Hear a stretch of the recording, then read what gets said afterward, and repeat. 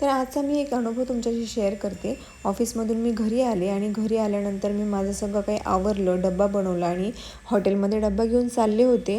हॉटेलमध्ये जात असताना अचानक गाडीच्या समोर एक काका सायकलवर चाललेले होते. त्यांनी अचानक राईट साईडला टर्न घेतला आणि म्हणजे एकदम थोडंच अंतर होतं. एकदम म्हणजे खूप 50 सेकंदच असं मी त्यांना जाऊन धडकले असते, एवढंच अंतर होतं.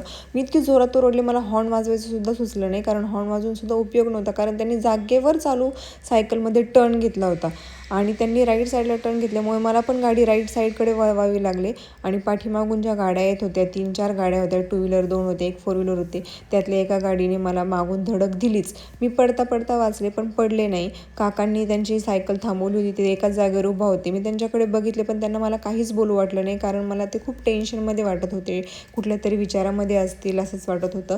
मला तुम्हाला सगळ्यांना हेच सांगायचं आहे की गाडीवरून जातो आहे आपण किंवा सायकलवरून जातो आहे, 4 व्हीलरमधून जातो आहे, तर जाताना तुम्ही घरातून निघाल्यानंतर घरातलं जे काही टेन्शन आहे ते घरातच सोडून द्या, कारण रस्त्यावरून जाताना आपण वेगळ्याच गणगणित असतो, त्याच टेन्शनमध्ये असतो आणि असा काही अपघात होण्याची शक्यता असते, जी माझ्यासोबत घडली आहे.